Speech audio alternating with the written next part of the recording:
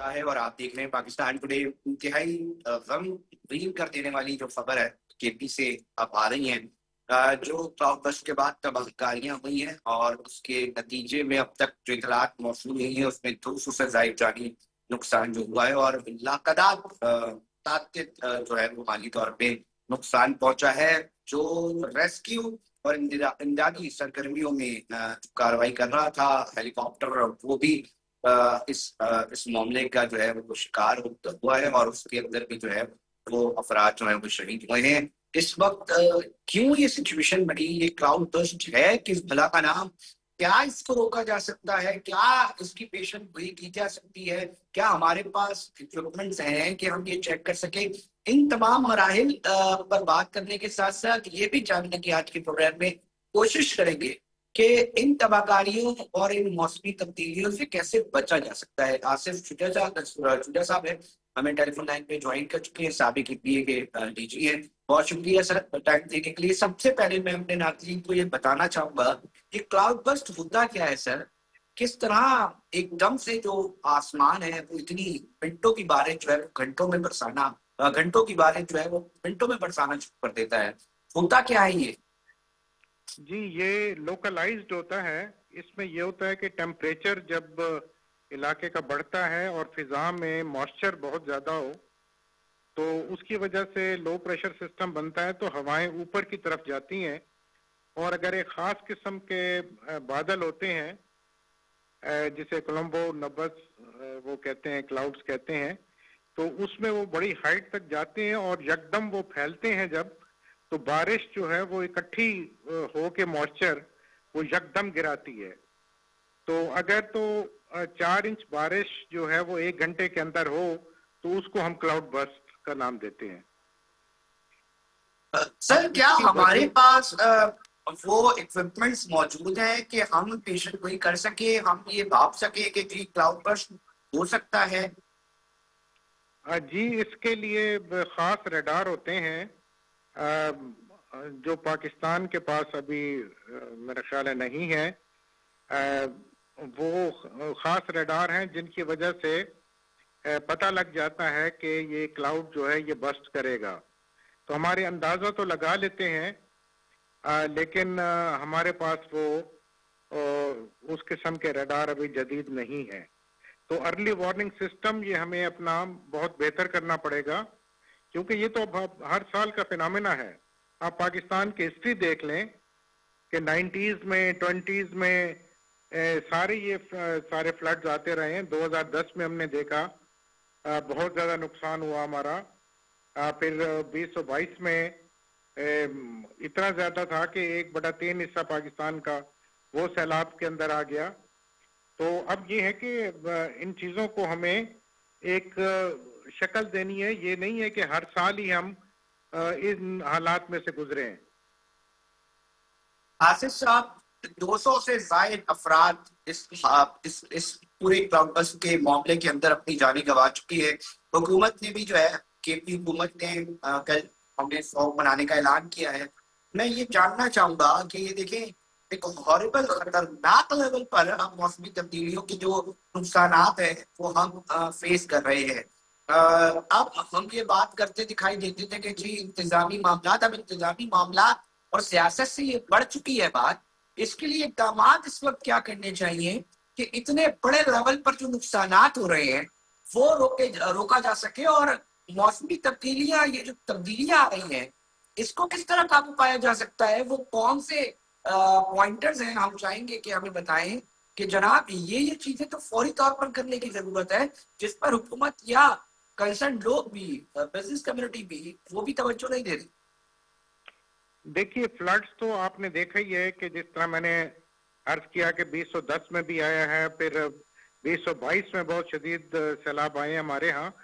तो जिन इलाकों में सैलाब पहले आते हैं, जहां तक फैलते हैं, उन इलाकों को रेड जोन क्यों नहीं डिक्लेयर कर देते और उस इलाके में कोई घर बनाने की या कोई होटल्स वगैरह बनाने की इजाजत ना दी जाए। ये क्योंकि अब तो ये क्लाइमेट चेंज की वजह से ये परमानेंट होगा, ये आते रहेंगे फ्लड्स, इसी तरह ही फ्लैश फ्लड्स आते रहेंगे, क्योंकि जमीन का दर्ज हरारत बढ़ता चला जा रहा है। तो हमने अपने आप को उसी तरह अडॉप्ट करना है, हमने अपने आप को आदी करना है। हमें जो है वो बड़े जदीद किस्म के रडार जो हैं वो भी लेने पड़ेंगे।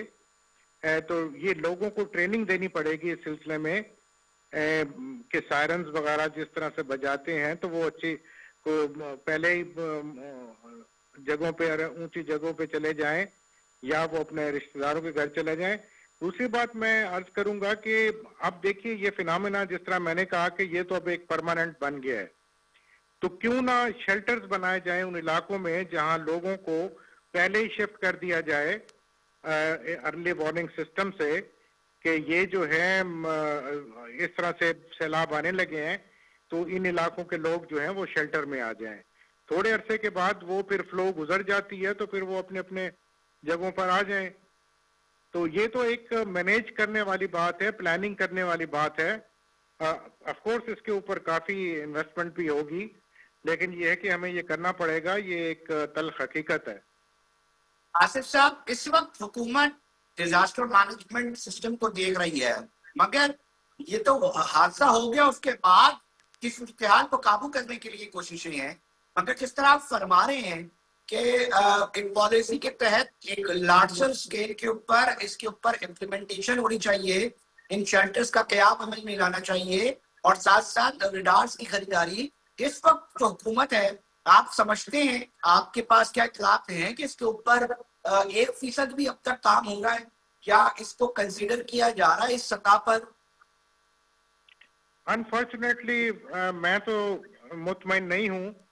देखिए, हम हर दफा ये करते हैं कि कंट्रोल, जब सैलाब आ जाता है तो कंट्रोल की तरफ तवज्जो देते हैं, हम पूरा साल उसकी प्लानिंग नहीं करते। और मुझे बड़ा अफसोस है कि एक साहब जो एनडीएमए के थे वो कह रहे थे जी हम तो जब डिजास्टर आ जाता है फिर प्लान करते हैं। नहीं, उसको सबसे पहले एक डिजास्टर रिडक्शन प्रोग्राम होता है जिसमें रिस्क को, डिजास्टर रिस्क रिडक्शन प्रोग्राम है यूनाइटेड नेशंस का, उसके तहत हर इलाके के लिए एसओपीज बनते हैं कि आप इस इलाके में ये रिस्क है तो आपने इस तरह से एक्ट करना है। तो वो हमें बनाने की जरूरत है। कुछ बने हैं, कुछ इलाकों के लिए नहीं बने। तो हमें अब ये इस तरफ संजीदगी के साथ पूरा साल इस पे काम करना पड़ेगा। ये नहीं है कि जब सर पे आ जाए तो हम, इतनी सारी जानें जाया हो चुकी हैं। आपने देखा है आज कितने अफसोसनाक वाकयात हुए हैं कि दिल जो है ना वो दुखी है आज। आसिफ साहब, एक और सवाल ये बनता है कि हुकूमत का जिस तरह बता रहे हैं कि जी रडार के ऊपर, ये रडार की कॉस्ट कोई इतनी महंगी है कि कोई पाकिस्तान का हुकूमत जो है वो इसको खरीद नहीं सकती, और क्या इसके लिए कोई हैवी बजट रिक्वायर है? थोड़ा हम चाहेंगे कि आप बता सकें, अगर तो हमें हमारे नाज़रीन को बताएं ना कि इसके लिए ज्यादा नहीं मगर ये चीजें भी कर ली जाए तो काफी बचत का जो रास्ता है वो निकल सकता है, इंसानी जानों का जो ज़िया हो रहा है वो रुक सकता है। जी बिल्कुल, इसमें देखें पैसों वाली कंसिडरेशन वाली बात नहीं है।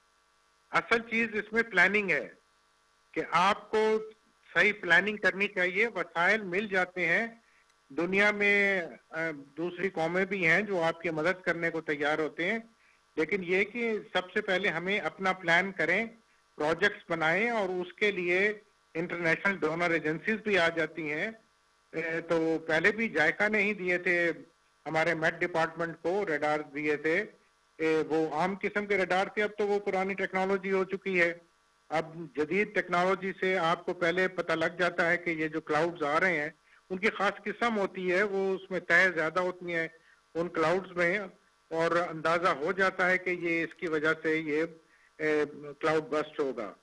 अभी हम अंदाजे करते हैं। इस एनवायरनमेंट से रिलेटेड एक अहम इदारे के साबिक डीजी भी रहे हैं। मैं ये जानना चाहूंगा कि ताकि ये भी एक सवाल है कि जनाब क्लाइमेट चेंज के ऊपर पाकिस्तान के अंदर कितने इदारे काम कर रहे हैं, उनको भी फंड्स यकीनी तौर पे दिए जा रहे होंगे। एक मामला है कि जनाब क्लाइमेट चेंज का एक मसला है, नेशनली इसको रिकग्नाइज किया जा रहा है, इसको समझा जा रहा है, इस पर बात हो रही है। तो कितने इदारे हैं जो पाकिस्तान में जो है कोई ये इसके ऊपर, इस सब्जेक्ट के ऊपर काम कर रहे हैं, और उसके नताइज आप क्या समझते हैं कि जितने उन पर फंड्स लग रहे हैं क्या वो उसके नताइज दे पा रहे हैं?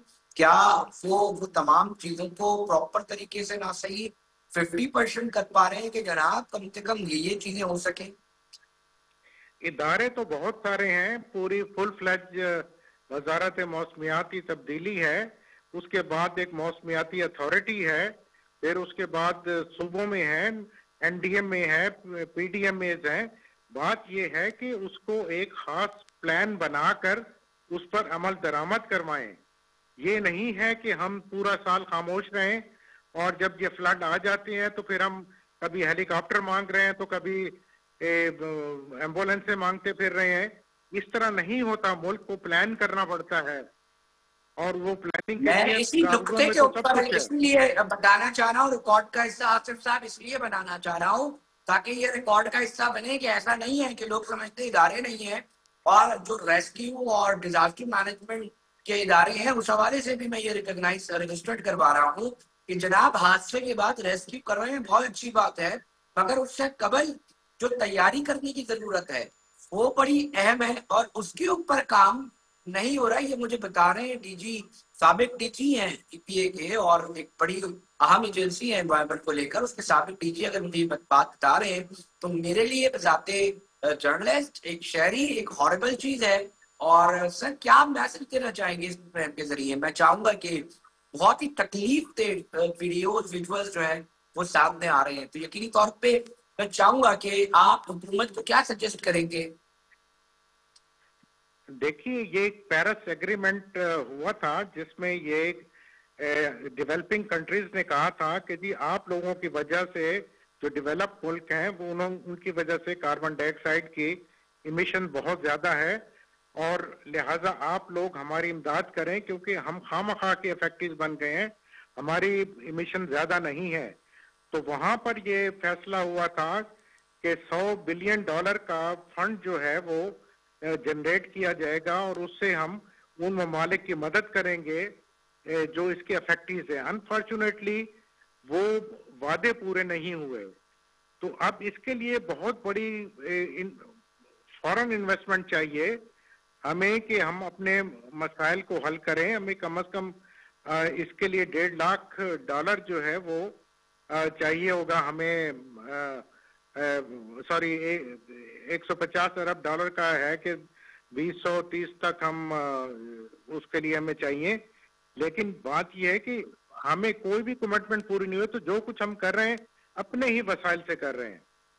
सर जो नुकसान हो रहा है, मैं ये देखे ना, वो भी तो एक हैवी नुकसान है ना सर, वो भी तो लाखों करोड़ों का नहीं ना सर, जो नुकसान हो रहा है उसके लिए रिहैब होगा, आवाम का लगे, सरकार का नुकसान हो, पूरा एक सिस्टम, पूरी सड़कें, घर, दीगर पूरा एक मैकेनिज्म पूरा तबाह हो रहा है सर, ये भी तो एक नुकसान है ना सर। तो देखिए, फिर प्रायोरिटीज बनानी पड़ती है ना, तरजीहात किस चीज को आप देते हैं। हमारे पास लिमिटेड पैसे हैं हुकूमत के पास। आपको नजर आ रही है आसिफ साहब, आपको तरजीहात हुकूमत की नजर आ रही है? नहीं, तरजीहात में कमी है। मैं समझता हूँ कि ये पॉलिटिकल प्रोजेक्ट्स को छोड़कर हम पहले इसकी तरफ तवज्जो दें। जरूर है कि वो एक पॉलिटिकल प्रोजेक्ट की अपनी एक चीज होती है, लेकिन इनकी तरफ बहुत तवज्जो देने की जरूरत है कि इससे है कि आज के एक दिन में 200 आदमी 250 आदमी का चला जाना इस दुनिया से और उनके बहुत प्रॉपर्टीज, हॉरिबल है उनकी सर, बहुत जमीनें। हॉरिबल है। सिंध इफेक्टी है, पंजाब इफेक्टी है, केपी के अंदर अब ये सूरत हाल है, पूरे पाकिस्तान लेवल पर है और हुकूमत को यकीनी तौर पे संजीदगी से इसके ऊपर काम करना चाहिए। बहुत शुक्रिया आसिफ शुजा साहब अपना एक कीमती वक्त देने के लिए और अपना ये पॉइंट ऑफ व्यू शेयर करने के लिए। बहुत ही अफसोसनाक, बहुत ही खतरनाक विजुअल जो है नाज़रीन हम देख रहे हैं, जो हम तक पहुंच रहे हैं। बहुत ज्यादा नुकसान हो रहा है इस वक्त केपी में और यौम शोक मनाने का ऐलान किया है खैबर पख्तूनख्वा हुकूमत ने। इसके ऊपर हम बात कर रहे थे, आपने आसिफ शुजा साहब का मौक़िफ़ सुना। नाज़रीन प्रोग्राम में वक्त हुआ है ब्रेक का, ब्रेक पे जा रहे हैं, मगर साथ जुड़े रहिएगा, कुछ और स्टोरीज हैं जिस पर बात करेंगे।